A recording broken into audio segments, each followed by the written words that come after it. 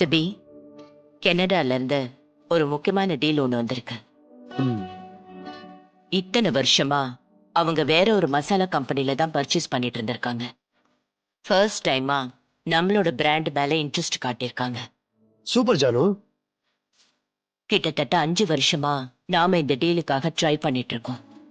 இப்பவும் 100% அவங்க ஓகே சொல்லல. நம்ம கிட்ட வந்து பேசுவாங்க. நம்மளோட பிரசன்டேஷன், ப்ராடக்டோட ரிவ்யூ, ப்ராடக்டோட வேல்யூ, இது எல்லாத்தையும் அவங்களுக்கு தெளிவா புரிய வைக்கணும்.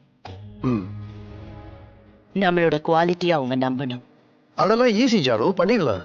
சிபி, நாம முன்னாடி இருக்கிறவன் முட்டாள்னு எப்பவுமே யோசிக்க கூடாது.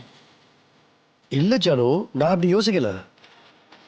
இருந்தாலும் இந்த கிளைண்ட்டை பொறுத்த வரைக்கும் நாம ரொம்ப கவனமா ஹேண்டில் பண்ணணும். அவ்வளோ ஈஸியா அவங்கள சாட்டிஸ்ஃபை பண்ணவே முடியாது. அதுக்கு நீ ஒரு ஆளா இந்த டீலை பண்ண முடியாது. நீயும் தமிழும் தான் இந்த அக்ரிமெண்ட்டை சைன் பண்ணி வாங்கணும். ஓகே ஜனமா. இந்த டீலர்ஷிப் நமக்கு வேணும். இது நம்மளோட கௌரவ பிரச்சனை. மிஸ் பண்ணிடாதீங்க. ஜனா ஃபுட்ஸ் கிட்ட ஒருத்தர் டீல் பேச வந்துட்டு முடியாதுன்னு சொல்லிட்டு போனா அது மார்க்கெட்ல நம்ம மேல இருக்க நம்பிக்கை குறையும். ஓகே ஜானு, பாத்துக்கலாம். ஜானு, ஏன் இவ்வளவு பேனிக் ஆகுற? நான் திரும்பவும் சொல்றேன், இத நீங்க 2 பேரும் சேர்ந்து செய்யணும். சிபியோட திறமையும் தமிழோட அறிவும் சேர்ந்து இந்த ப்ராஜெக்ட் ஜெயிக்கணும். சரி ஜானு. ஜனமா. ஜானு, அவ்வளவுதானே? வேற எதுவும் இல்ல? வேற எதுவும் இல்ல. மத்த எல்லா வேலையும் ஒதுக்கி வச்சுட்டு இந்த ப்ராஜெக்டுக்காக நீங்க ஒர்க் பண்ணணும். ஓகே ஜானு. ஜனமா, போயிட்டு வரேன். தமிழ்,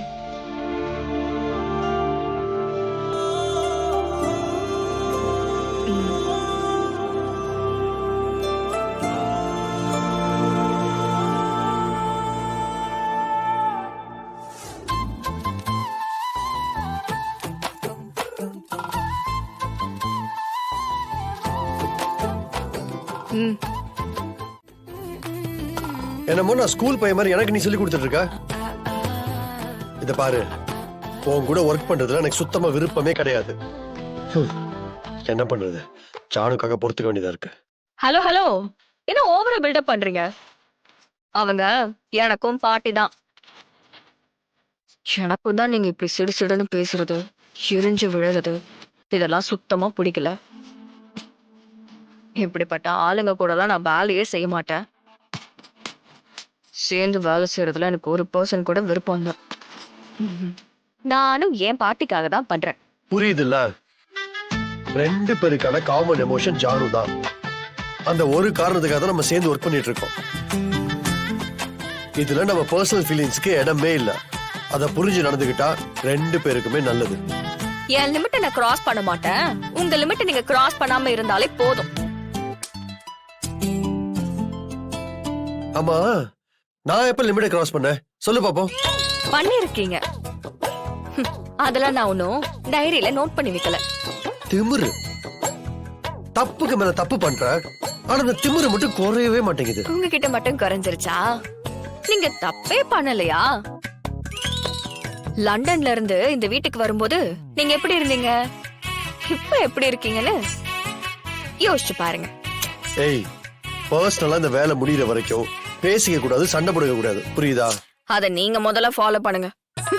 ஆடா திமிரு.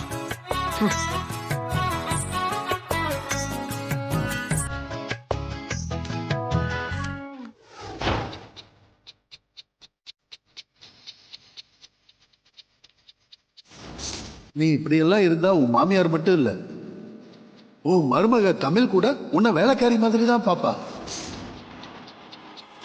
நீங்க செக் பண்ணிட்டீங்கன்னா ஓகே தான். எல்லா வேலையும் கண்டிப்பா முடிச்சிடலாம். சீக்கிரமாவே முடிச்சிடலாம். ரொம்ப டைம் ஆகாது. செக் பண்ணிட்டே இருங்க. நான் ஒரு 2 மினிட்ஸ்ல உங்களுக்கு கால் பேக் பண்றேன். சரியா? ஓகே. என்ன எப்பவும் போன்லயே தான் இருப்பியா? இல்லத்த, வேலை. மேல 3 பட்டு புடவைய ஊற வச்சிருக்கேன், அத துவைச்சு. அதுல ஸ்டெயின்ஸ் எல்லாம் இருக்கு, அந்த கரையெல்லாம் பார்த்து துவைச்சு. இல்லத்த, ஒரு முக்கியமான மீட்டிங் கால் இருக்கு, அதை முடிச்சிட்டு நான் வேணா போகட்டுமா? என்ன என்ன நினைச்சிட்டு இருக்க நீ? வீட்டு வேலை எதையுமே நீ செய்ய மாட்டியா? நான் என்ன இந்த வீட்டு வேலைக்காரியா? எல்லாத்தையும் நானே செய்யணுமா? நீ இந்த வீட்டு மருமக தானே, இந்த வீட்டுக்கு வாழ தானே வந்திருக்க. என்னமோ ஆபீஸ் ஆபீஸ்னு ஆபீஸே கட்டிட்டு அழுற. இது வீடு.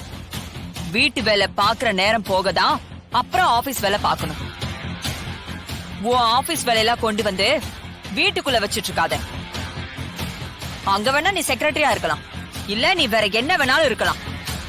இந்த வீட்டை பொறுத்த வரைக்கும் நீ மருமக, அத மறந்துடாத. இல்லத்த, அது ஆபீஸ்ல ஒரு முக்கியமான வேலை. நானும் உன்னை பாத்துக்கிட்டே தான் இருக்கேன். வீட்ல ஒரு வேலையும் செய்யறது இல்ல, கால் மேல கால் போட்டு மத்தவங்கள வேலை வாங்குற.